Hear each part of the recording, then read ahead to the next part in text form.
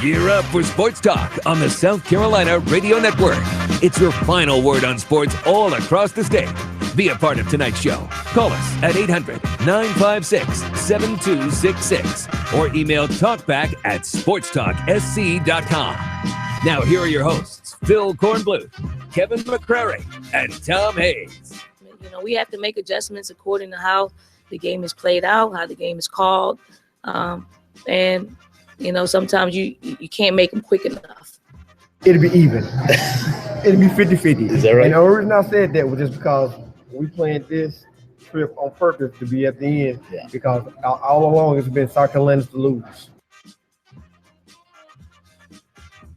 Good evening, everybody, and welcome back into Sports Talk, South Carolina Radio Network, here on the eve of another National Signing Day here on Sports Talk. Our first National Signing Day was 1985. What? Yeah, 1984. We went on the air, first football season, so National Signing Day, of course. But it's February of 1985, and we've been rolling with it ever since. And, you know, it's kind of an exciting night in some ways and kind of a dull night in some ways. If you're a Clemson fan, you've got really nothing to look forward to tomorrow in terms of excitement. You know what your class is going to be. Nobody's going to drop out. We don't expect anybody to be added unless somebody in the 2018 class decides to step up and do something. It should be, and sometimes this is good, it should be a rather routine day at Clemson with their new fax machine in their new football operations building, which was open to the media today for some tours. Oh, goodness. Oh, yeah. They have a nap room. Let's see what else they had in slide, there. They have a slide, bowling a alley, down, a bowling alley, basketball court, putt. I mean, that's a little. Jacuzzi. A nap room? Everybody needs a nap, K-Mac. Mark my words, though. As quick as Clemson loses a game, people are going to go. Will they lose it again? Oh, you know what? Maybe they're calling those guys too much. They're in the nap room, or maybe Dabo can use that stuff. Look, guys, no more using the slide. That's it. You guys sucked at practice today, so no one's going down that slide. Nobody is going to use a slide. The slide could be a slippery slope.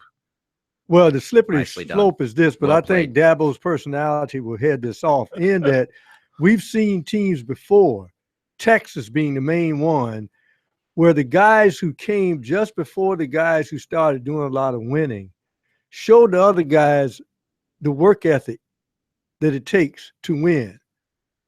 Then the newer recruits come in and they think the shirts win the game and they fall off in performance. That happened at Texas. I think Dabo knows this can happen, so he's going to head that off real quick. I don't know. They seem pretty proud of that slide. How many guys are going to commit because of a slide? Well, I just think it's the whole building and everything that, you know, they're doing for their recruits and their players, the building of the community within the team, further separating the team from the rest of the student body, which is what the NCAA has been working against.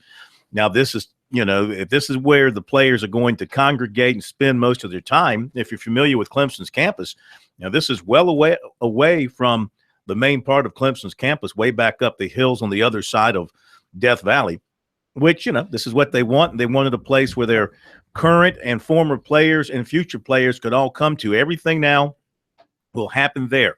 Press conferences. Tomorrow, his press conference to review recruiting will take place in the new building.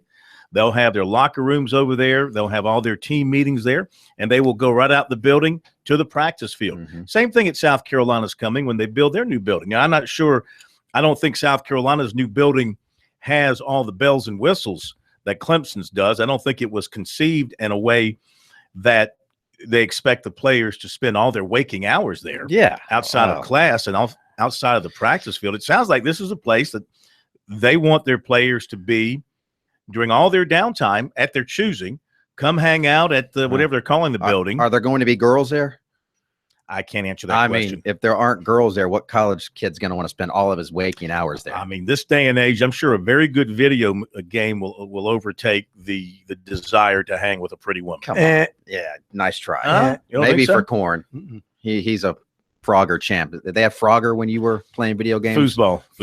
Oh, that's not a video game. Biology. No, but that was before video games. Biology trumps electronics. Foosball. Used to love foosball. Yeah, this is always true. Yes. Okay, enough nonsense. Let's get to the real meaning of the day, which is what in the world is happening. We had scheduled Javon Kinlaw to be on tonight, but about an hour and a half ago, he notified me that he couldn't come on. He had an algebra class that he had forgotten about. Uh-oh. He said that he had to go to, and he begged off of that. He said he'll be with us tomorrow night.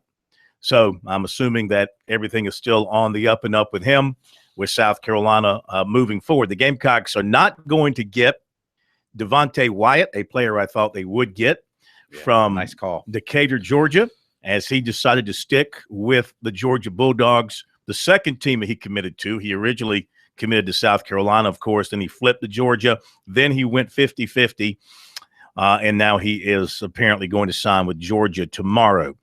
Jemias Williams, Brad Johnson, who knows?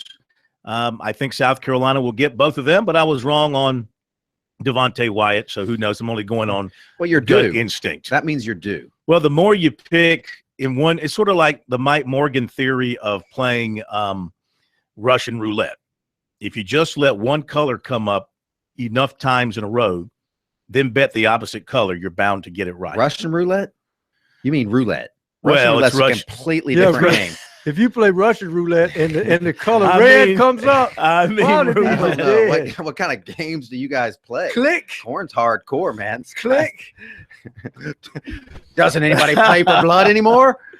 You've been playing. It's already been a long day. You've been playing with Putin again? Did I say Russian roulette? Did I say Russian roulette? Okay, roulette. I'm sorry, roulette. So if you pick enough one way, one's bound to come through. Even though that's not true, because each role is mutually exclusive. Right. But that's Morgan's theory. Have at it. It worked for him in Omaha a few times. So Brad Johnson, Jemias Williams, still waiting on him. Robert Beal, still waiting on him. Some people in Gamecock land, they've got a shot to get Robert Beal. I don't know. Now, two things about Jemias Williams' situation. Number one, I saw a tweet today, just a little while ago, as a matter of fact, by a recruiting guy in Georgia who tweeted out that Kirby Smart is meeting with the local media there in Athens at 2:15 to talk about his class. That's the same time that Jemias Williams is announcing at 2:15 in Loganville. And Jemias retweeted that tweet. Oh. So, K-Mac, you are the Twitterologist. What does that usually mean when somebody retweets a tweet? Well, who knows what it means? Well, tell me what it means. It's got to mean something. It means he wanted people to see the tweet. Mm-hmm. He's been retweeting everything. I don't even follow him or keep up with him. Mm-hmm. But I saw one of his things come down, and I retweeted it with some comment that he retweeted. He retweeted your comment? Yeah.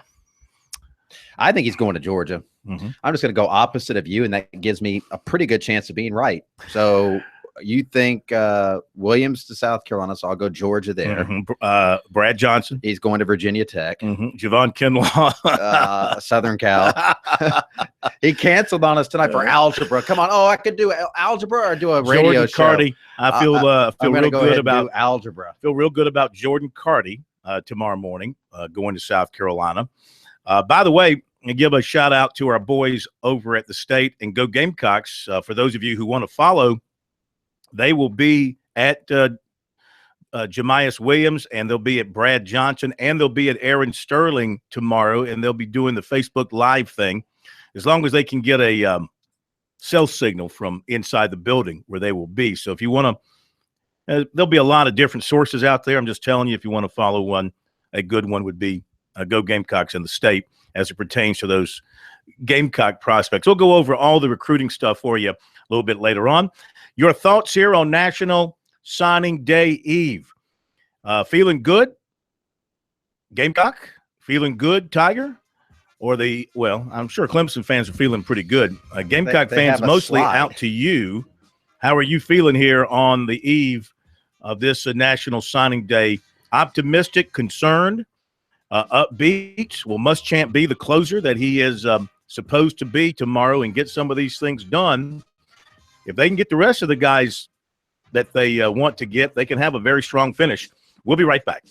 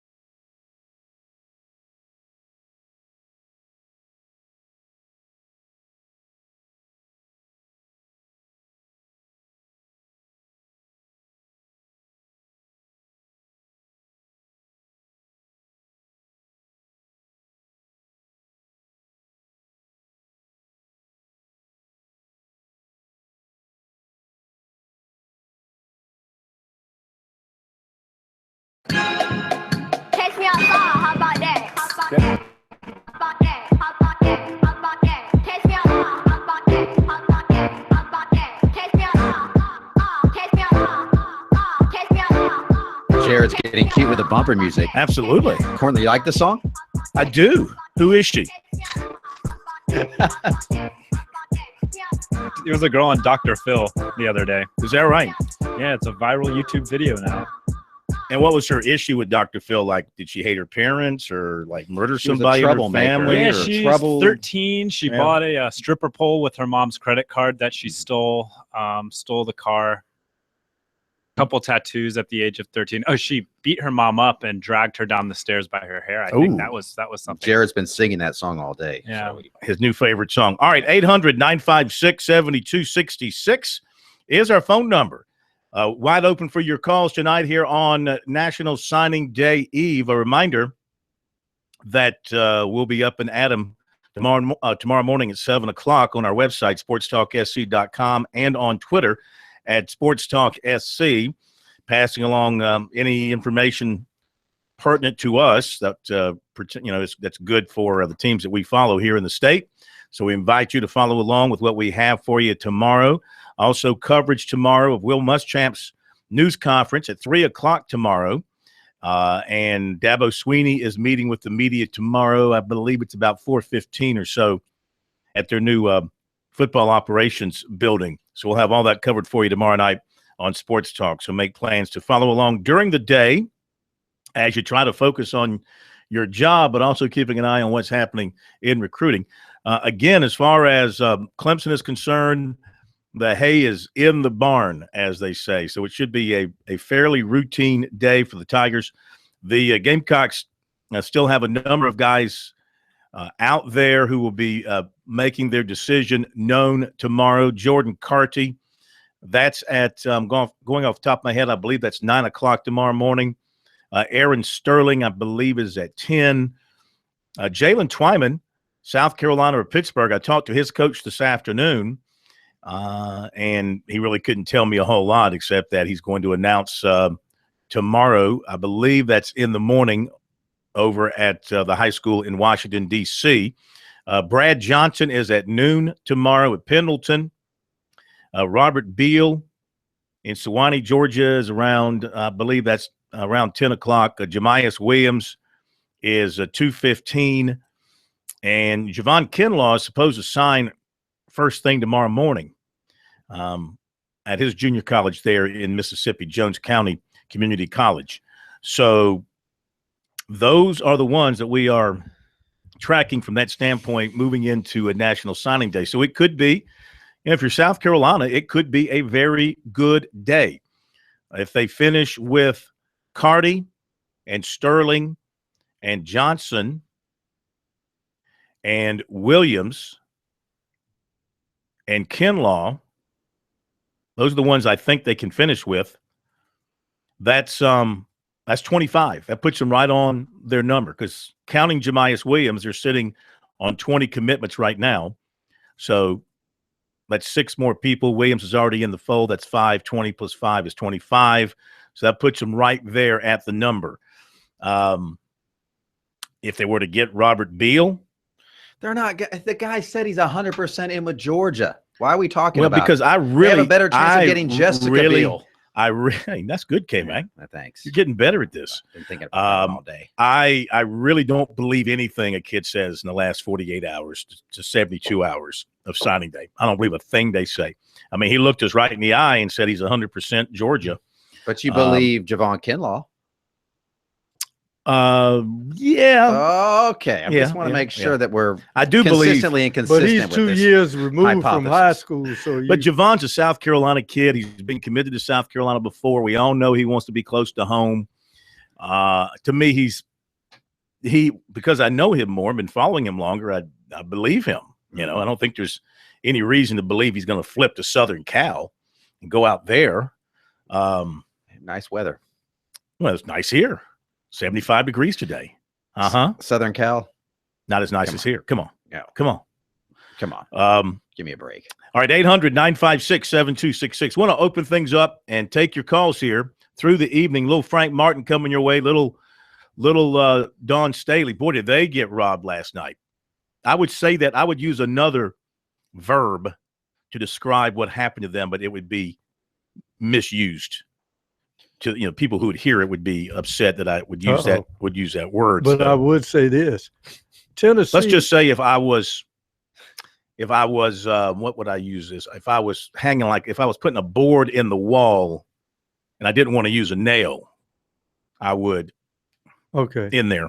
Yeah. Okay. And that's what happened to them last night in the last seconds. Well, most people would say this though. Most sane people would say Tennessee is Tennessee. They're unranked. However, they're 14-7. They've beaten 2 top 10 teams already. And they did not match Tennessee's intensity from the get-go. And if you don't match your opponent's intensity from the get-go, let them stay in the ball game, a call can beat you. All right, to the phones, 800-956-7266. And we are wide open for your calls. Pat in Greenville. Hello, Pat. Welcome to Sports Talk. Hello, guys. Hey. I just want to say, I'm a Carolina fan, and I just want to say I really hope our fans, whatever happens tomorrow with Williams or with Beal or with any of the rest of them, I hope we keep it sane. What happened with Hamsah, when he flipped and all the negativity going back at that kid. I mean, he's a teenager trying to do what's best for him. I'm a big fan, and I want to see them come to Carolina. But at the same time, they got to do what's right for them. But so you know that's not going to be the case. If he goes to South Carolina, the Georgia people on the internet will be all over him, and vice versa.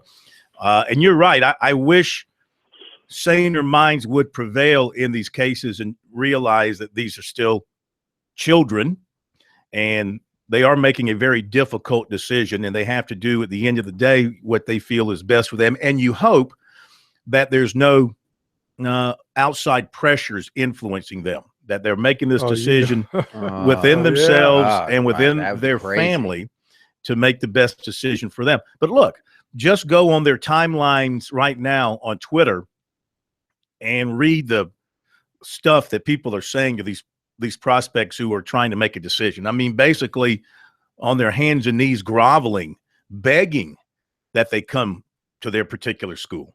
It's pretty embarrassing, to be honest with you. Go ahead, sir. Which is why I did the PSA. Don't tweet at recruits ever. Not to say thank you. Don't tweet at them. Don't mess with them. It's a different time, and I know it was a different era, but I never forget when people saw Purvis Ellison for the first time. And they said, how did Louisville get this kid? His parents kept it low profile, never let him go to camps or anything. They weren't courting the fame. Now, some of these kids, they don't ask for the backlash, but sometimes they court it because being young, getting attention, they bring attention to themselves on Twitter and everything else.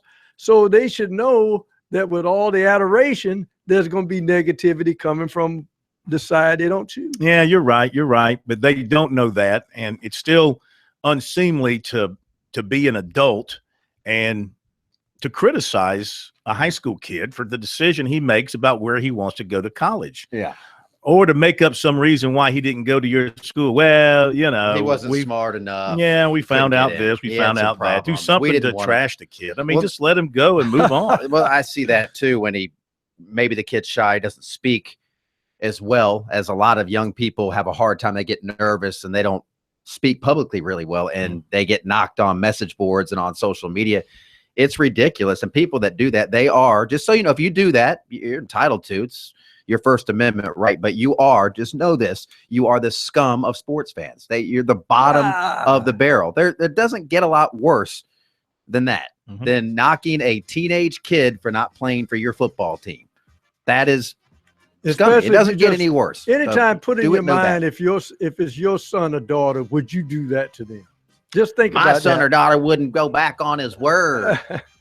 All right, 800-956-7266. We'll continue with more of your phone calls here on Sports Talk National Signing Day Eve. Back in a moment.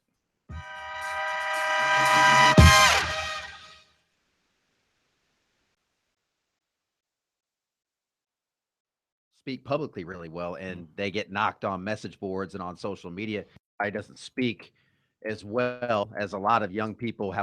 The kid. I mean, just let him go and move on. Well, I see that too when maybe the kid's shy, doesn't speak.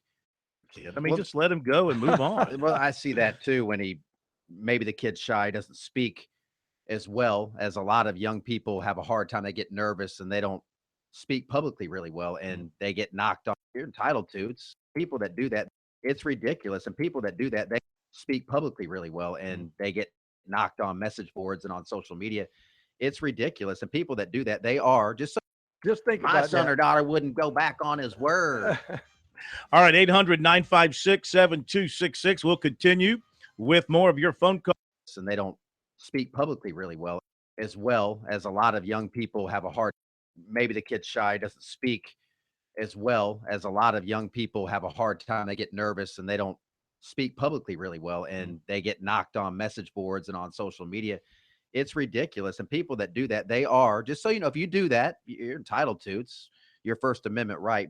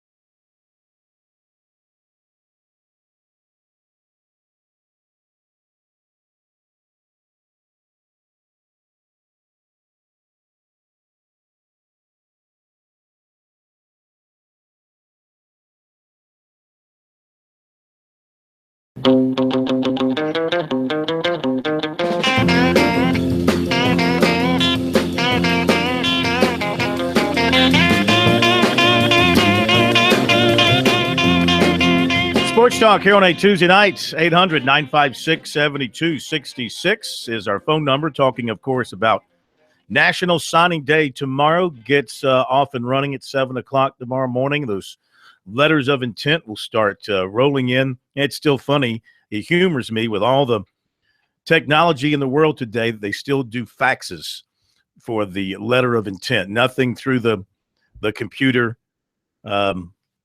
Nothing any other more technologically advanced way. They still use the old-fashioned ink and paper and fax machine. And you make sure the fax machine doesn't get clogged, waiting on that all-important letter of intent to arrive. Has anybody ever lost a recruit because they had a Von Miller? A paper jam? Recruit faxed the wrong letter to the wrong school? No, well, there was the one there was the one commitment to Clemson who committed to Clemson and to Florida State, and they went back and the ACC ruled that he had to go to Clemson because that was the first one that was faxed in. I'm trying to remember who that was. Yeah, he was a kid from Dillon.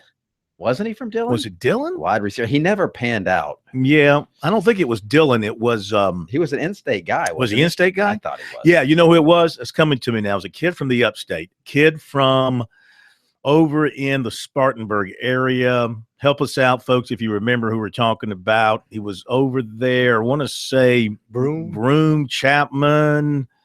Broome. It was somebody from Broome. Was it Broome? Yeah. Broome. We're getting closer. We're getting closer. You are zeroing in on Get it. his Broome Centurions. I'm nowhere near the name. 800-956. He ended up going to California eventually. 800-956-7266. Brad in Orangeburg up next, right here with us on Sports Talk. Hey, Brad. Hello. Good evening. Good evening. Explain to me. I know, I just heard you talking about kids, how they say, well, don't say anything about a kid, they're doing what's best for them and their what's best for them, what their family feels, so forth. And then you said, I believe that, but the people on the other side, the other team's going to say, hey, they're going to do the same thing. So if you do less of that, it's going to make the kid want to go to your school more. I mean, give me an example of why. Let's look at it here. Let's spread it out. Okay. Mm-hmm. University of Georgia, for example. They have the geolocation wise, they have the pick of Atlanta area, Georgia, the state, etc. Correct? Yes. Let's just say in terms of where they're located. Why, if you're a South Carolina top 10 player, is that an exposure thing? You think going to Georgia? What outside of, say, if they're going there for an academic program, which we know the majority of recruits aren't, that's not why they're going to that school. I don't care how you convince me of that. But they don't know what they're getting into in that school. They're just trusting a recruiter and the way he can coerce or whatever, tell them they can let them play. You're going to get better playing time or first playing time initially at a school like South Carolina. If you're from the state, it's not really a distance thing for your family to see your games if you go to, say, Georgia or North Carolina or, for that matter. But to play in state, what would be a reason, for example, you would do that? If you know you're not going to get play time at a school like, I'll use that example. You're not going to get playing time at a school like Georgia where they have plenty of top crop players there.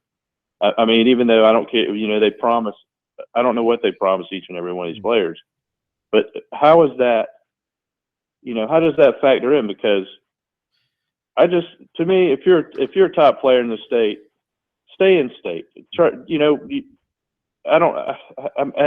kind of like people in their minds, if that's your school, you're going, you went to my school. But you have to remember, these guys, they all think they're good enough to play anywhere. So they're not thinking they're going to Georgia to sit on the bench. They think they're going to go to Georgia and start. And some kids don't want to stay in state. I mean, Georgia, some kids want to. Georgia's an interesting state. Would you agree, Corn? Because if you go around most of Georgia, kids will say Georgia. But Atlanta kids are different. I mean, there's so many schools go in there. A lot of Atlanta kids want to go everywhere but Athens. Well, as far as if you're talking about Jemias Williams, he's a guy who has said, I don't want to stay in Georgia. I don't want to stay in Athens. He said that early on. But obviously something has gotten in his head, one reason or another, to make Georgia a major factor here at the end of the process. Something else I wanted to mention about Georgia, too. It appears they're going to get a commitment from a cornerback out of Florida by the name of Amir Speed, who's supposed to be a very good cornerback too. Apparently very fast. I hope so. But like you said, I don't know if that influences Williams or not when he looks at the particular recruiting boards and sees, another highly touted corner going to Georgia. Does that influence him to go to South Carolina, or does he think, well, you know what, I'll go to Georgia and I'll earn my playing time regardless of who's there? And you're right. The best ones feel like it doesn't matter who's there ahead of them. And the coaches tell them they're not promising them a chance to come in and play right away. But every one of these guys is told, we play the best players. Mm-hmm. And we'll play you as a freshman if you are the best player. You come in and do what you're supposed to do and win the job, and you'll play. That's all you really can say to protect yourself and to be fair and honest. Well, Tommy Bowden used to promise freshmen starts in their first game, carries in their first game. And that Fumble! turned out awful. Fumble. At least once That's it Jamie did. Harper. Yeah, they got steamrolled by Alabama after they gave Harper the first carry of the game, and it ticked off the other guys behind him. He fumbled. So it has been done before. Lou Holtz promised Demetrius Summers that he could start at South Carolina, and it ticked Kenny Irons off, who had been working hard, and he transferred to Auburn and lit the Gamecocks up. He probably did the same thing with Derek Watson too. Probably promised Derek Watson, the start, but they were, they were in a desperate situation, and those were great players in our state. We haven't had running backs in our state the level of Deshaun Watson and Demetrius Summers to come through. Derek Watson, whatever. All my names are running together. You know what I mean? Oh, I know. Those are very special players, except it didn't turn out for Summers. So anyway, I wasn't really sure the question you were asking, if you feel like a player should stay in his state automatically, and that's just not going to be the case. I mean, sometimes they want to leave, they want to see new things, they want to experience new things. They don't feel any sort of tie to their state or to a state school for whatever reason. They didn't grow up a fan of the school, and so they don't feel pressured to stay in state. The thing about the state of Georgia is there's so many really good players that Georgia and Georgia Tech can't take them all. So they're good players all around the state of Georgia for schools outside the state to go grab. And that's what South Carolina has done in the past. Same thing with Clemson, because Georgia produces such a large amount of really good players. Hope we answered your question. I'm not sure we really did, because it's kind of a tough question to answer. Well, every kid is different. There's no sure formula for any one player for deciding where he's going to go to college. You don't know what's going to – it could be the girls. It could be the sliding board. It could be having a Chick-fil-A on campus or a Bojangles or – soft ice cream machine. Whatever. It could be who knows? McKinsey, It could be it could be an academic thing. It could be a particular bond with a coach or a player on the team. Who knows what it is that ultimately leads to a decision. I know we're up against it and we don't have time to take another call. Do we have another? I wanted to share this story with you, though. Recruiting story of all recruiting stories that I saw today. Dave Beatty at Kansas shared a story about how far he went to land a recruit. He was having a shrimp dinner with the recruit that he really wanted. He's allergic to shrimp, but he didn't want to say anything because he really wanted the kid. So he kept eating them the whole time. His throat swelled up. He couldn't breathe. They had to rush him to the hospital. So he did not. He was willing to die for a recruit. Hope the guy signed with Kansas. And Kansas State. still stinks. Yeah, like lost every game the next year.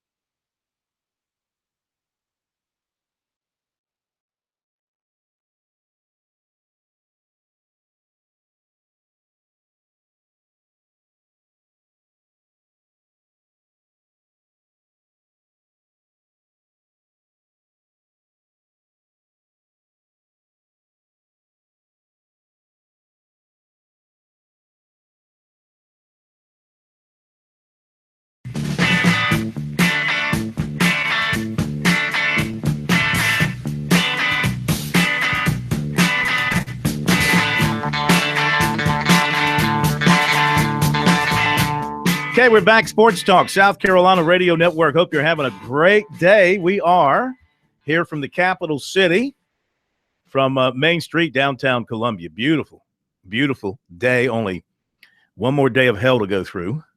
And then we'll start a whole new year of hell of covering recruiting. It never ends. And, of course, this is the time of year, and I'll step up on my soapbox here. It's the time of year where the national sports guys who pay no attention to recruiting except a day or two before signing day have to come out of their shell and tell us how bad recruiting is for the entire world. I do this year round, and you, John, come lately. Well, no, I'm just saying if you don't cover recruiting and you never do anything with recruiting, don't come out 2 days before signing day or a day before signing day and tell us how bad it is for everybody and what a bunch of derelicts recruit nuts are. I mean, I agree with you. Many of them are derelicts. I'll give you that. But they're nice derelicts, and they have a good heart. And they're all about their school and want their school to do well. And they want to remain employed. So go worry about the Super Bowl and don't worry about Super Wednesday. By the way, Palmetto Pride and the USDA wants you to join in for the 10th annual Francis Marion National Forest Cleanup. I might join in on that. Might be good, a good way to recover from signing days, to go walk around in the Francis Marion National Forest and help clean it up. Why don't you do that, K-Mac? I might work on that. Volunteers are needed. You're a big volunteer. Volunteers are needed Saturday in Berkeley and Charleston counties to help celebrate the 10th anniversary of their most popular litter cleanup. For more information, visit their website, palmettopride.org. Let me give you the recruiting notes from today. We'll get back to your phone calls. Brad Johnson, Pendleton, talked to his coach, rather. No closer to his decision today than he was yesterday or the day before. That's from Coach Paul Sutherland. He's been in the communication with both staffs, including the head coaches. Coach Sutherland said whoever doesn't get him could not have done more. Interesting, he told me that South Carolina wasn't even on the kids' radar until Muschamp arrived, and it was the Friday before signing day last year, when it was still a live period, that Muschamp came up there and offered Johnson and got South Carolina involved, and now here they are, maybe on the verge of getting him. Who knows? By the way, if you want to follow, well, I told you that the state, GoGamecocks.com will be there.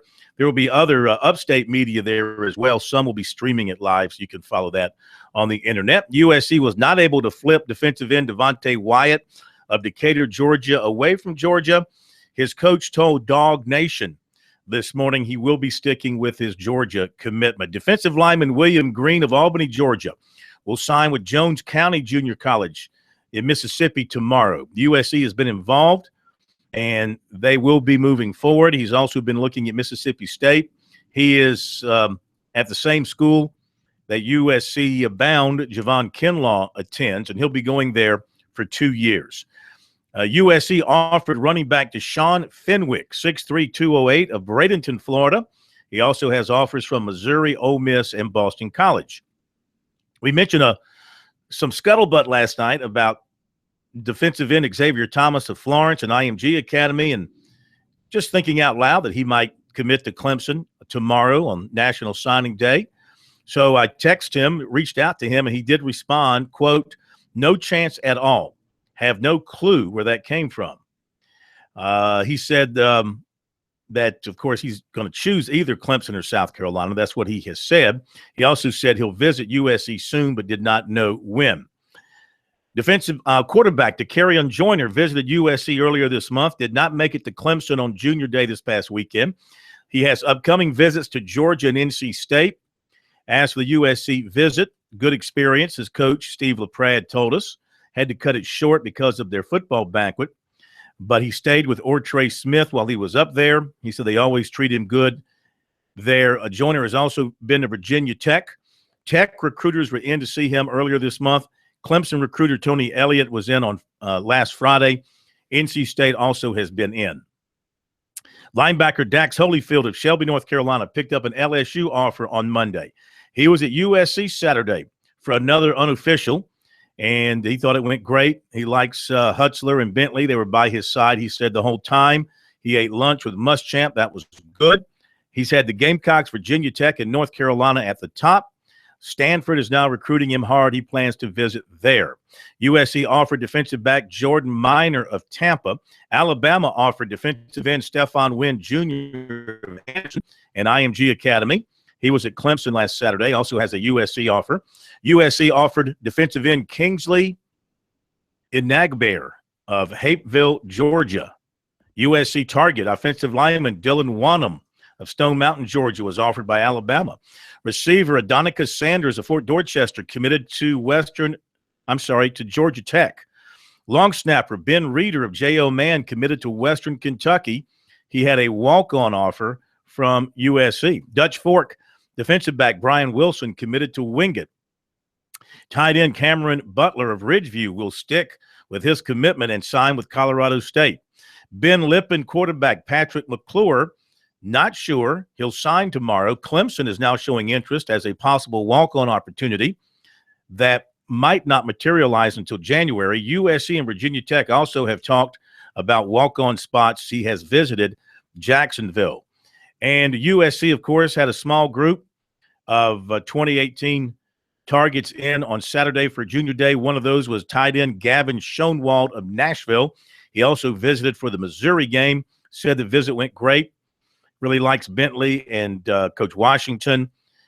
He said that Jake Bentley and Debo Samuel came and talked to him, or talked to the recruits. He liked that.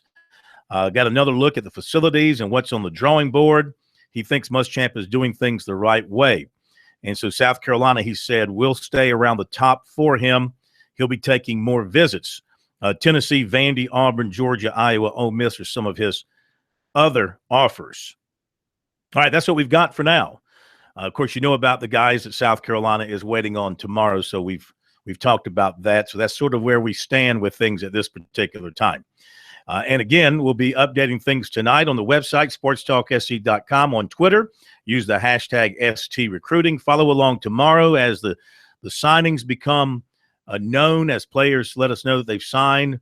We will tweet those out. We'll keep a running tab for you on our website as well, so you can follow along there. Let's quickly squeeze in a call before the top of the hour. Tom in Florence, hello. Welcome to Sports Talk. Hey, Phil, enjoy the show. I'm not going to be able to make it to the meet you're going to be at Thursday in Florence. I want to get your take. It's not big-time football, but I want to ask you about the Citadel. That's where I went to school, and we've had a pretty good recruiting year so far, and I just want to get your take on it. All right, thank you very much. I really can't give you a take because I haven't seen their list. I won't see their list till tomorrow. I know they've gotten a few good players from around the state. I just don't have the list in front of me. I would think coming off the kind of seasons they've had in back-to-back years that they're doing well, getting the players to fit into their particular system. So I'm sorry I don't have a list in front of me. But tomorrow night, what we always do on signing day is take all the lists of the schools in the state and give you the names of the in-state players who have signed with those schools, beyond, of course, South Carolina and Clemson. You already know who they should be signing. But the other schools will go over those lists and give you pertinent names and all the in-state kids that they end up signing. All right, thank you very much. Sorry we'll miss you on Thursday in Florence. Top of the hour break, and we'll come back and continue with your phone calls. Phone calls throughout the second hour. A little bit of Frank Martin as well, looking ahead to LSU. A little bit of Dawn Staley, looking back at Tennessee. And really, it was highway robbery last night. That was not a foul. There's just no other way to put it. It was not a foul. That's incidental Now, you can contact. blame South Carolina for letting Tennessee be in position to make it close and a foul to make the difference. But still, it was not a foul. Wasn't. Should not have been called. Terrible call. All right, top of the hour. We'll be back.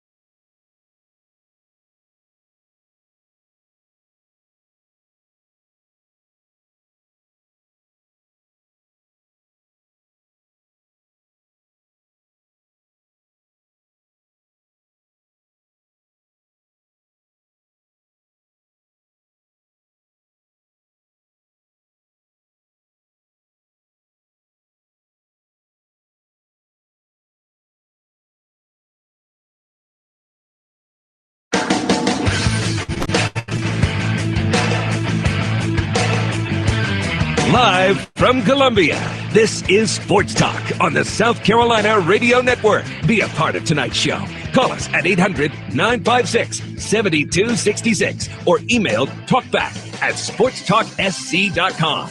Now, here are your hosts for Sports Talk, Phil Kornbluth, Kevin McCrary, and Tom Hayes. Welcome back, Sports Talk, South Carolina Radio Network on a Tuesday night, the night before National Signing Day. Taking your phone calls, 800-956-7266. And our email talkback@sportstalksc.com. Just talked to Jalen Twyman during the break, and he said that South Carolina is still in the mix with him. He's not made his decision. He talked to Lance Thompson yesterday. I'm assuming Lance Thompson. He said he talked to South Carolina yesterday. Lance has been the Gamecock recruiter recruiting him, unless he talked to Muschamp. 10 o'clock tomorrow morning. And then the cell went dead. There was a click. Yeah, that's what happened. Cell just, I don't know, the cell dropped. That happens cell a went lot dead. when I'm talking to my the wife. battery went dead. He's a New York kid. I'm So assuming Washington, she just DC. got disconnected. Washington, D.C. So anyway, according to him, South Carolina is still involved. South Carolina and Pittsburgh. In fact, when I asked him if South Carolina were still involved, he was acting kind of surprised by the question. He said, like, oh, yeah, for sure. So we'll see what happens there. 10 o'clock tomorrow morning on him. Some Frank Martin coming your way in a little bit. Basketball tonight, North Carolina up on Pittsburgh 7-5, playing that game in Chapel Hill early on. And in the SEC tonight, you have got Mississippi State at Ole Miss. Georgia goes to Kentucky. It's Tennessee at Auburn, and Vanderbilt playing tonight at Texas A&M. And elsewhere in the ACC tonight, one other game, Wake Forest at Boston College. All right, back to the phone calls we go. And it's Wes in Florence up next on Sports Talk. Hello, Wes. What's up, Phil? I think the Twitter king, K-Mac, should bet you, because back in the day when I used to get your little paper recruiting thing that was written on stone because it was so old, didn't you say Tommy Frazier was a lock? You would bet your house and everything you owned he would go to Clemson, but he actually went to No, he said he would walk backwards to Clemson naked. To Clemson. That's what it was. Yeah. Don't forget the naked part. Yeah. That's something that everybody he tried. He got arrested right when he left the studio. And that's why Cornet's now on the sex offender registry. That is awesome. True story. The question, I mean, you said something earlier. Let's just say there's nothing like a cool breeze blowing behind you walking up Highway 76 around Lake Murray. Well, you know, there are some furniture stores in Atlanta that probably could give you some shade if you need it. Yeah. To walk around, since there's so many corn blue buildings over there anyway. You said something earlier about the defensive back that maybe that was going to commit to Georgia might cause Williams to go to. Well, I was just thinking out loud. Yeah. But I'm a Clemson fan. My question is this: is Eric Cooper all of a sudden blows the doors off next year and he starts ahead of Hunter Johnson and the other kid that's there? Do you think that causes Trevor Lawrence to maybe second guess going to Clemson and swing back over to Georgia? Well, you don't know what's going to happen. But again, the really, really good players, the best players, they don't feel like they're going to sit. They feel like they're going to come in and play. And Clemson's going to have a very interesting situation on its hands in how they deal with this delicate situation. And, of course, it looks like, from what I'm reading, that Chase Bryce may be redshirted. So in 2018, you're looking at a sophomore Zerrick Cooper, a sophomore Hunter Johnson, assuming he plays some this year, and then a redshirt freshman in Chase Bryce, and a true freshman in Trevor Lawrence. So good luck managing that and keeping all those people happy. That's just, the radio station keeps you, Pro, and K-Mac happy. You all get to speak most of the time. It's basically 75% you, 15% K-Mac, and maybe Pro gets in every now and then. So you guys always have a great show to listen to. I always listen around this time of year because you always give the recruiting stuff out kind of better than some of these so-called gurus that are on ESPN and I think it's CNN SI. I think they got one guy that does the same thing. So you guys do a good job. Thank you. NSI still around? We can arrange to give Pro, a greater percentage, but somebody just today was asking if I'm even on this show. We'd have to. They said they listen and they don't even know if I'm here. We'd have to give them a shot Are of you really on that of show? caffeine or something to prop him up a little bit. Actually, I deal in quality, not quantity. That's right. That's a good way to put it. It's not how much you say, it's what you say. Let's continue with the calls. And thank you for I think that was a compliment. I'm not 100% sure. No, I don't know if that was. But I'll take it. I'll take it as such. All right, 800-956-7266 is our phone number. Email talkback@sportstalksc.com, and on Twitter @SportsTalkSC is how you can reach us. Lines are now open for you. Love to hear from you. Your comments about what's going down tomorrow with the South Carolina in particular. Again, as we know, Clemson looks to be really solid with their situation. Nothing to worry about there. Let's take a closer look at the Clemson class. And again, it's not a class big on numbers, but it's a class big on talent. We're talking about two defensive backs in LeAnthony Williams and A.J. Terrell, among the best in their respective state, and also considered nationally two of the best. Logan Rudolph from Northwestern, defensive end, and Jordan Williams, defensive end from Virginia Beach, Virginia. Both highly rated guys. Of course, Rudolph missed almost the entire season with I think he had a shoulder injury early in the year that knocked him out. Balin Spector, linebacker out of Calhoun, Georgia.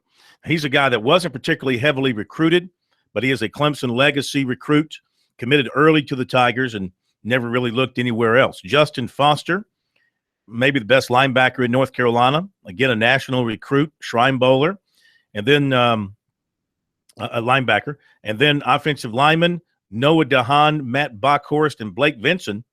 I mean, they all look really good, 6'5", 6'7", for those three cats. Quarterbacks we talked about, Hunter Johnson and Chase Bryce. The running back, Travis Etienne Jr., Jennings, Louisiana.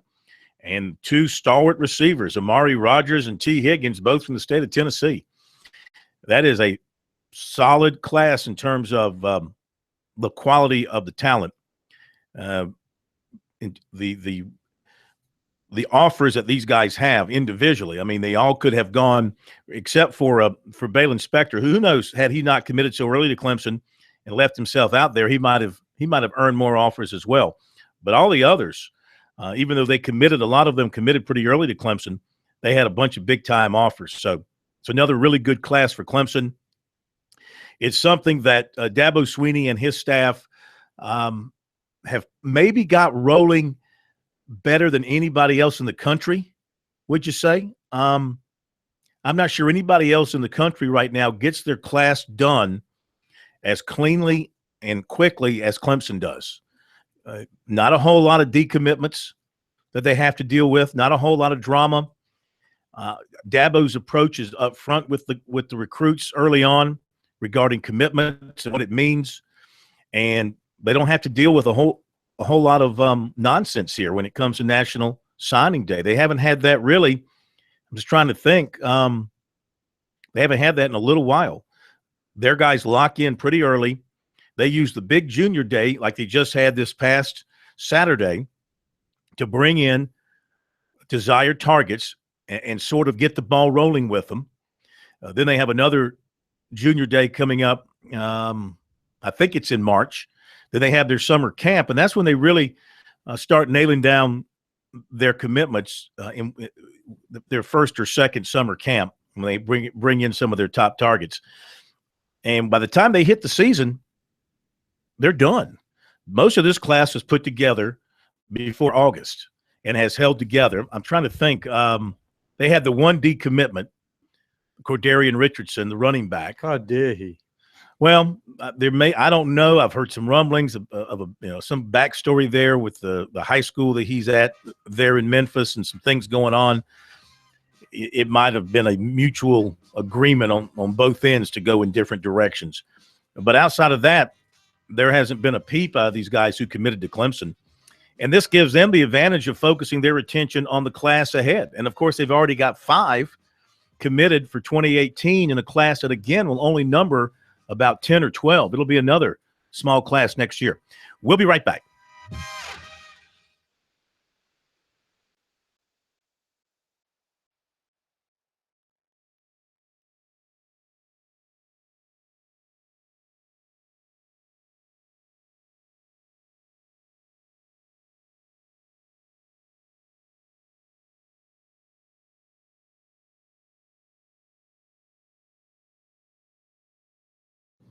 Yeah, it's what happens is that everyone knew Ben Simmons because he was number one pick of the draft, but they lost their.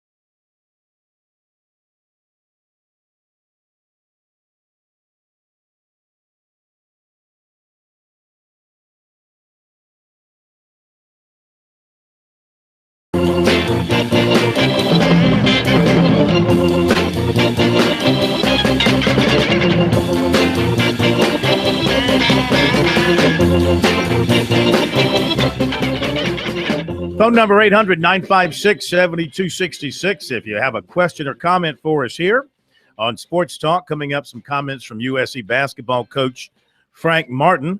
But would love to continue on with your questions, your observations about the signing period and what is coming up tomorrow on National Signing Day. The Gamecocks class, as we take a closer look at that, and the players the Gamecocks will sign tomorrow, you look at where they have added the most depth, guys. Secondary, of course, an area that Will Muschamp said repeatedly, they had to improve. They had to get faster. And I guess they feel like they've done that. Got 6 DBs in the class. They hope to make it 7 with Jemias Williams. But you've got Tavin Jackson. You've got Jalen Dickerson, a safety, Shrine Bowler. Zay Brown, another safety out of Athens. I'm including Jemias in the 6, I guess, because he technically is a commitment. We know all about him. Caleb Chalmers. I would expect Caleb Chalmers to contend very quickly for a starting job. In school already, having already experienced going through a major college off-season weight program and all that, I would expect him to contribute right away. Plus, he's a good player. And Keyshawn Nixon, hope is that he will get into school in the summer, be able to pick things up and help out. So if they hold on to Jemias Williams, hold that group together, that's a good-looking group in the secondary. One true defensive end right now, that's MJ Webb, who is a really good-looking player. On video, pictures of him, he's in school already. No reason not to think he won't contribute because of the extra time in school and the need for pass rushers on that defense. I would think that he would have that opportunity. 6'3", 270, got good size to him. And, of course, they're hoping to add Brad Johnson at defensive end tomorrow and Aaron Sterling at defensive end tomorrow. And they'd love to add Robert Beal as well. Linebackers, you've got Damani Staley, Devon Bowen, Eldridge Thompson, and Sherrod Green. Staley, tremendous pass rusher from Ridgeview, Deuce Staley's son. Bowen, good size in terms of height, put on some weight, 6'2", 216. Not a particularly heavily recruited guy coming out of Woodmont High School, but a guy that they, I don't have to tell you this, they evaluate these guys and make decisions on their own merits. They don't really care who else is offered them. They make their own judgment. They watch the player, they watch his video, and they make the call. This guy, to me, is how a coach looks at it. This guy, to me, looks good enough to come play for us. That's when they make the offer. Eldridge Thompson out of junior college, who is recovering from a shoulder injury, missed all of the season, and has to get into school in the summer. Again, a junior college guy that you would think would help out right away. Sherrod Green. It's a good pickup for him back when they got him, heavily recruited out of Rocky Mount, North Carolina, and one of the best linebackers in North Carolina this past season. You go to the offensive line, Dennis Daly, junior college kid, Summy Carley from Lawrence, Eric Douglas out of Charlotte, and Jordan Rhodes out of Fairburn, Georgia. And, Carley's already in school. I'm not sure what to expect from him as a true freshman, even though he's already in school. Any of them that come in midterm, you think they'd have a little bit better opportunity to step up and play as a true freshman. If I'm South Carolina, though, I'm hoping 2 of these 3 players come out of the witness protection program. Shameik Blackshear, Dexter Wideman, if he's still on the team, and a guy who showed tremendous potential for quickness getting off blocks, Boosie Whitlow, who really disappeared last year. He did indeed. So 2 or 3 of those guys who you would think mentally are more mature because they've been in and around the program for 2 years or more, they're ready to step up and show what they can do. So that's the offensive line. And Daly's big, 6'6", about 290, been committed to South Carolina for a while since he came out of Ridgeview. So, again, you're talking about a junior college player in Daly who should step in, even though he's not coming in until the summer, should step in and give them some help at offensive tackle. Rhodes kid is one that's really intriguing, 6'6", 300. He's a puppy when it comes to football. He hasn't played much football, but they love his upside. They love his talent. Quarterback Jay Urich from Wren has good size, good athletic skills. He's very fast. He runs well. I would imagine that he would redshirt this year. Will Register, the tight end from Chapin, comes in with good size. And he was a guy who committed very early. He committed to the old staff. Yes. And he would have been more heavily recruited had he not been so locked in with South Carolina. Like him, think he's going to be a good player for him. And then I mean, the three receivers to go along with the receivers they have coming back, they have got to make the Gamecock staff feel good. Shi Smith, I remember Steve Tannehill telling me about him when he was in the 10th grade. He would be one of the best players in the state. Turned out to be the case. Or Trey Smith, we all know how good he is. And then Chad Terrell, one of the better receivers in the state of Georgia. So you add those three with the young receivers they have coming back and the tight ends they have coming back. Don't forget Casey Crosby, who proved to be a very valuable receiver. Yes. And, of course, Hayden Hurst emerging as an all-SEC type of player. This is why, K-Mac, I believe they can average 30-plus points per game next year. Well, wait a minute. They have now. got some skill position players. They got to get that offensive line straight. Well, I mean, they got 4 starters back on the offensive line, a new offensive line coach that everybody really likes and respects. Want it back. So even only coach 1 year. I don't see why they can't get it together on the offensive line and be much improved. They're set at center. They're set at the guard spots. Should be set at one tackle spot. They just have to replace Mason Zandy at that left tackle spot. Well, the key point is they have. Plus, you're going to get a healthy Donnell Stanley. You're going to get a healthy Blake Camper back. You hope you get a healthy. Well, I mean, you never know when somebody's going to get hurt. Yeah. Well, the interesting thing is the key point, though, is the offensive line has to prove that when they can run the ball down your throat, that helps the quarterback so much with play action. And you see Tyson Williams and the other backs coming back, you would think their running game will be stout enough that really the play action will be a staple in their offense. I would say so. I would say that with Jake Bentley, if you can make play action work, you'll have a dangerous offense. Mm-hmm. And don't discount Brandon McElwain next year being used in some capacity, because he can do some good things at quarterback, given the opportunity and given healthy receivers around him. That was one thing he did not have. Sorry, I'm just laughing at our Sports Talk Twitter feed. Oh, what's he saying? It must be signing day Eve. What rumor did you start about Xavier? Thomas? About me? You started a rumor. No. Apparently, you just couldn't bear the fact that he had a good visit to Clemson, so you had to get him thinking people were starting this rumor, but it was you that started it. Oh, no. Trying to make a story. No, I actually identified. Sad. I identified. The rumor started on TigerNet there, big boy. Okay. Is that a Clemson fan writing this? Yes. Yeah. The rumor started on your own website. Okay. It's out there for the public to see. It's a free website. Go look it up. And I mentioned it on the show last night, and I reached out to Xavier to ask him if it's something he's considering. And he said no. And there you go. Rumor put to bed. Did not start here, killed here. That's what we do here. We're the rumor killers. We're not the rumor birthers. Okay? All right. Bottom of the hour break is coming up, and we'll come back with some Frank Martin as the Gamecocks are getting ready to hit the road. Emily. Again to LSU. Another opportunity to pick up an SEC road win against one of the weaker teams in the league. We'll see if the Gamecocks can get it done tomorrow night. Some thoughts from Frank Martin coming up.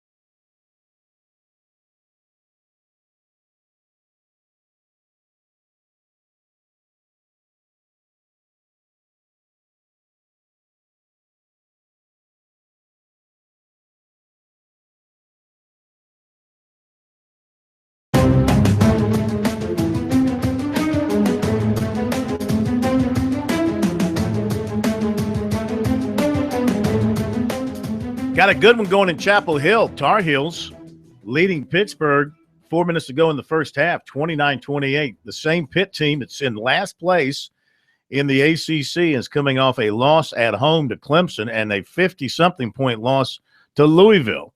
But they're giving North Carolina all they want right now, 29-28.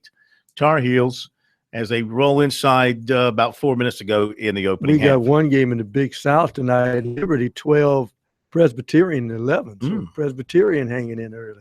PC in last place in the Big South.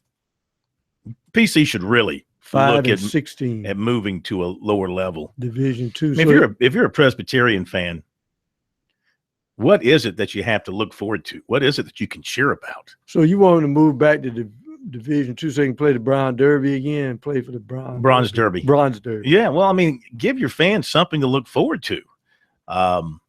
It's not like you're going to become Coastal or anything like that. You're not going to put that kind of money into it. And you can't win. You can't compete. You're not competing at this level. And you're going through coaches, you're going through athletic directors and da-da-da. And it's just not working. So, but they are where they are. They're in last place in the Big South, 3-16, 1-9 in league play at this point. South Carolina playing, by tomorrow night. Well, I doubt Georgia's going to beat Kentucky tonight. But if that were to happen, the Gamecocks could stand alone at the end of play tomorrow night in first place in the SEC. Right now, they're tied with Kentucky at 7-1.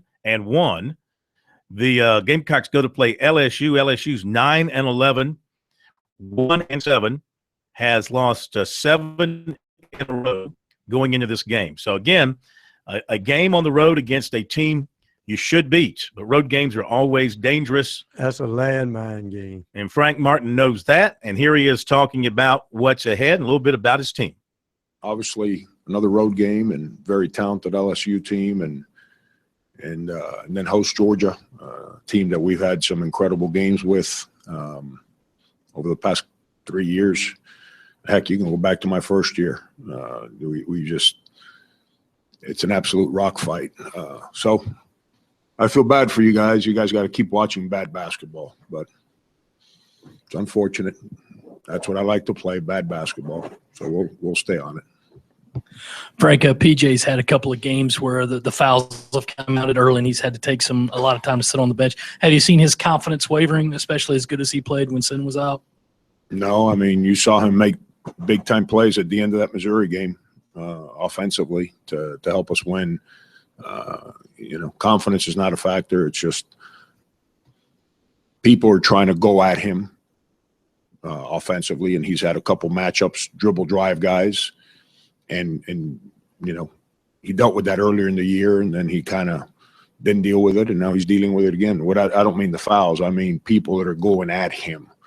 And he's just got to clean up a couple things defensively right now. And by the way, it's not bad basketball. It's ugly basketball. You'll keep watching ugly basketball. Frank, do you kind of shield the guys at all from the things that are out there for them if they keep achieving this way?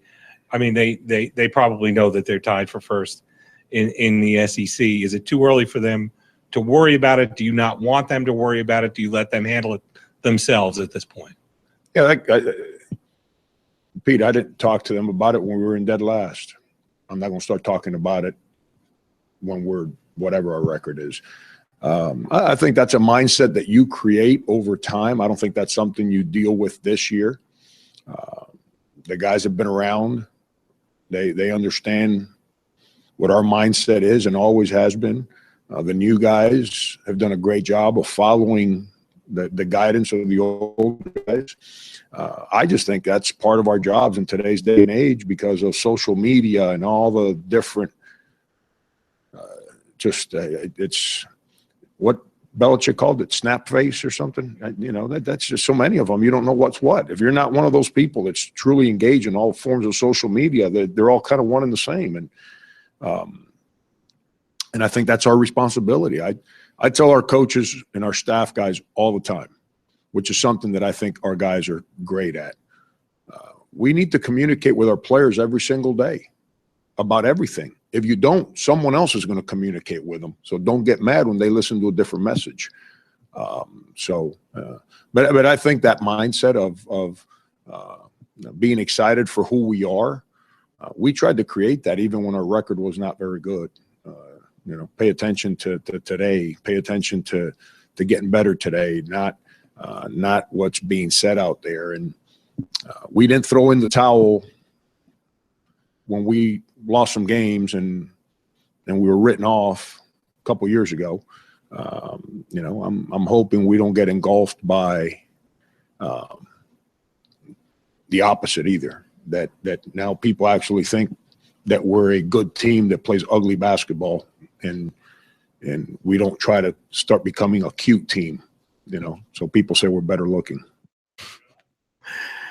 I don't know who wrote the headline or wrote in the story that the Gamecocks won ugly at Missouri. There's really no better way to put it. They did not play a clean basketball game by any means, but they won, and there's no such thing as an ugly win. I think we all agree with that. But the Gamecocks did not have one of their better shooting days from the floor, to say the least.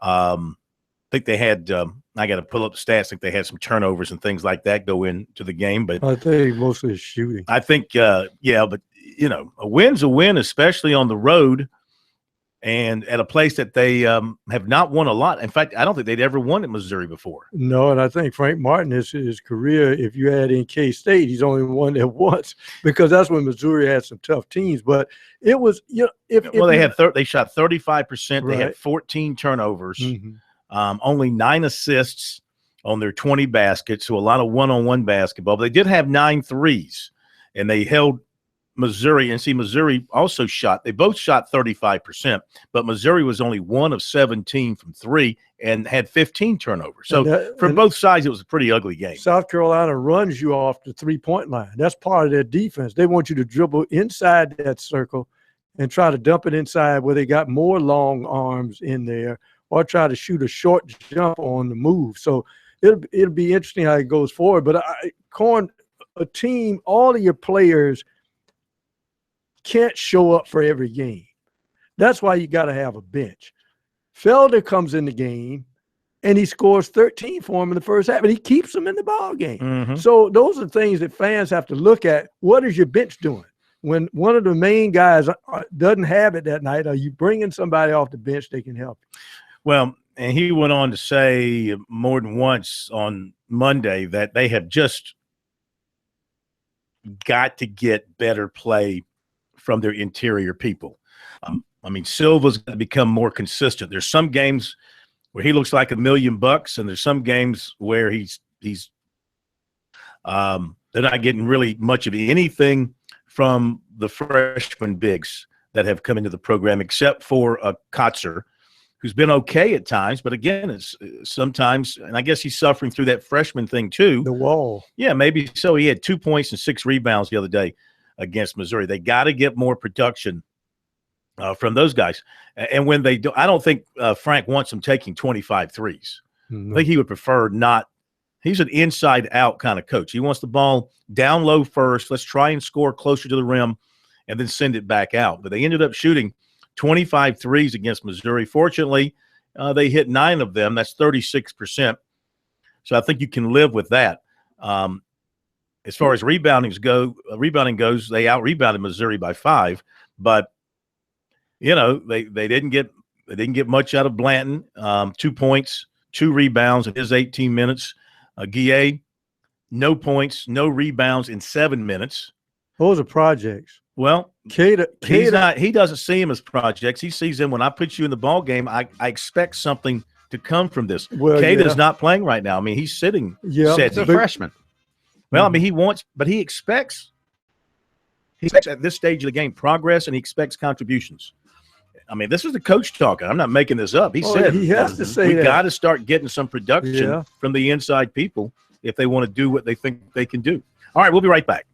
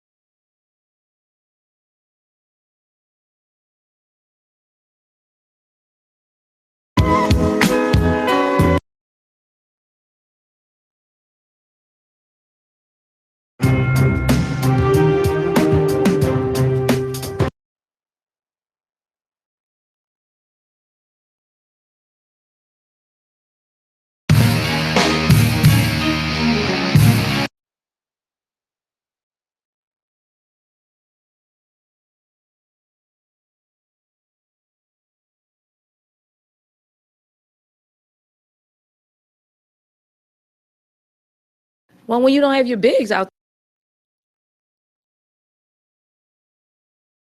Well, when you don't have your bigs out there, I mean, it's hard. And then when they get back in the game, you know, it's hard to kind of.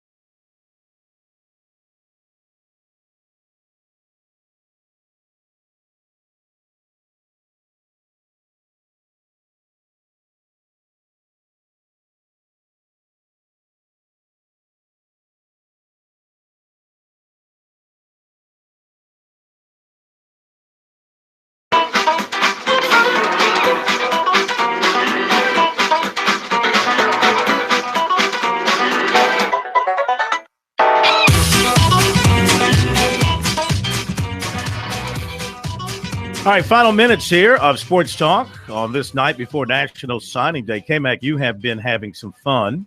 At least I think you've been having some fun on Twitter tonight. No, it's always fun. What have you been sharing with the good people?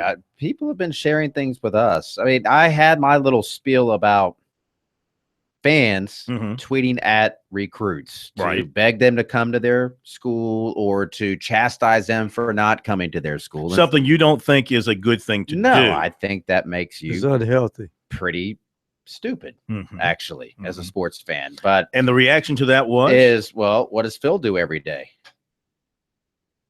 What do I do every day with recruits? Well, in some cases, I talk to them on the phone. Some cases, I talk to their coach. In some cases, I exchange a text message or a direct message, but I'm not talking to them or texting them or direct messaging them and saying, hey, Jimbo right tackle, will you please come and play for my school? We so desperately need you, and you will be an All-American and a rocket scientist by the time you leave here. Plus, we'll give you a new car and a beautiful crib to live in when your career is over. No, I'm not doing that. I'm asking, who are you considering? Where are you visiting? Who are you favoring? Thank you very much. There's a big difference in what I agree. And in what they do. I completely agree. Mm-hmm. Don't disagree. That's essentially what I've been very gently and politely telling everybody. Yeah. On Twitter. Who does your mother like? And so what else are they saying? That's pretty much it. Pretty much it. That's been the gist of the conversation. Yeah. Okay. All right. Now, last night, the USC women suffered a really heartbreaking loss. Not devastating because it's basketball. I mean, they're still good. They're still one of the top 5 teams in the country. And they had plenty of time to recover from the loss to Tennessee, still win the SEC, still be a high seed for the NCAA tournament, et cetera, et cetera. Their goals are, of course, still way ahead of them. But it was Tennessee, big-time rival. They had a lot of streaks on the line, things of that nature. And they lost at home, which was very painful. And they lost in a controversial fashion. In fact, I saw a tweet by David Kleininger who says USC wants a review and response of the foul at the end of that game Monday night. Well, they'll probably get a review, and the response will probably be they missed the call, Mm-hmm. and the result will still be a loss. Yeah. It was a bad call. It was a very, very, very bad call. But as we pointed out, you can't put yourself in that position at home.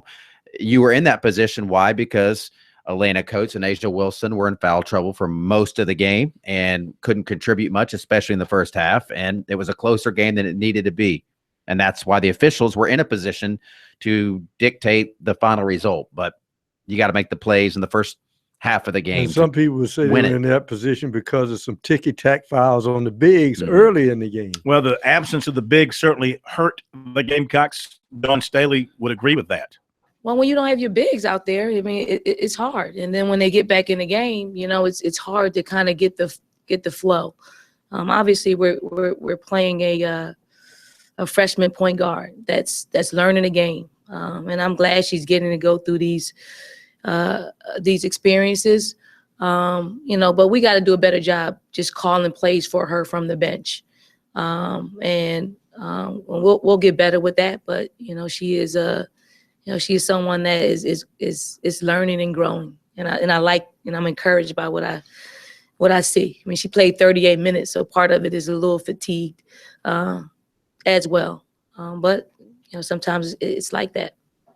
Dawn, you guys obviously bounced back after Duke in December. How do you think this team will respond after a game like this? Well, we have no choice. I mean, we got to go to Kentucky and play on the road, and we will. We will. We're resilient. You know, this is a team that, you know, really hasn't lost a whole lot of games, and maybe a lot of people are a little South Carolina fatigued, but there's a reason why we're where we are.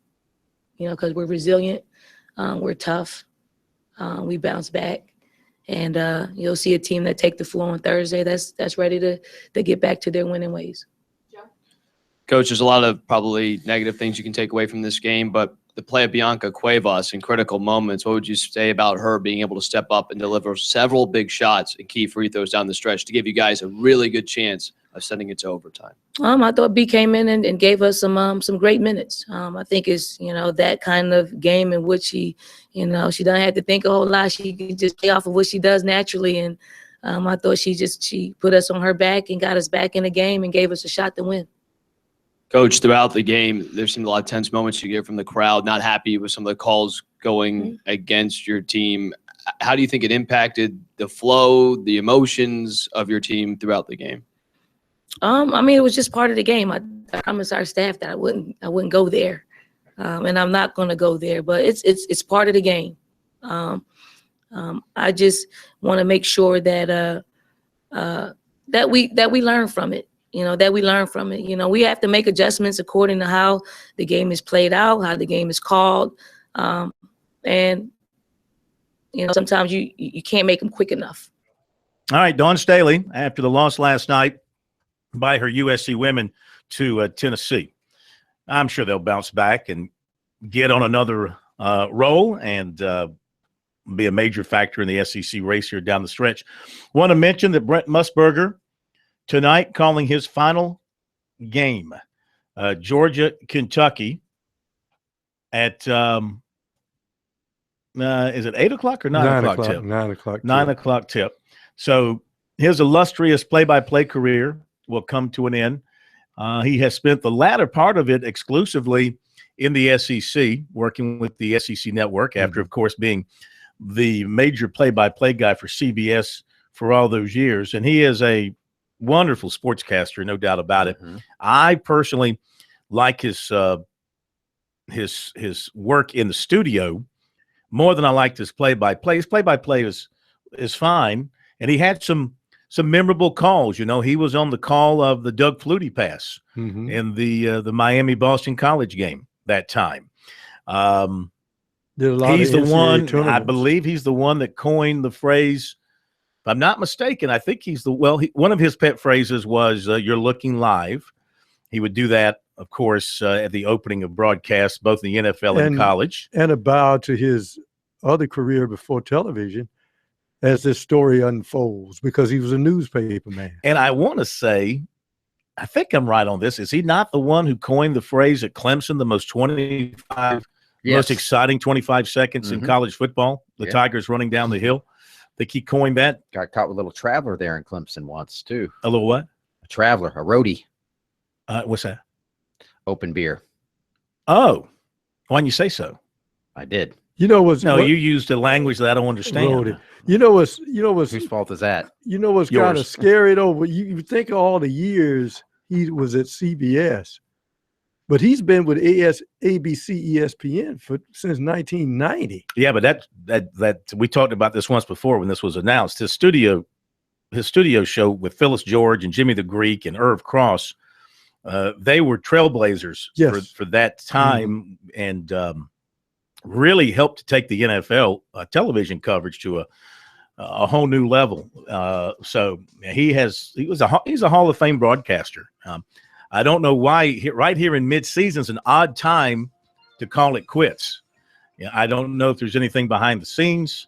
You always speculate. Well, he's going. I think his family is going into the business in Vegas. That's right. But that could have waited till after the season. I mean, why would you end right here at the end of January? You still have the meat of basketball season coming up. But for whatever reason, this will be his last call tonight, Georgia and Kentucky. All right, that'll do it. Have yourselves a good night. Get a good night's sleep. Those of you who are into it, enjoy the day tomorrow. Hope it goes well for all your teams. We'll be covering it right along with everybody else, and we'll be here to talk about it tomorrow night with reaction on Sports Talk at 6 o'clock. Look forward to being with you then. Thank you, K-Mac. Thank you, Pro. Have a great night, everybody. We'll see you tomorrow.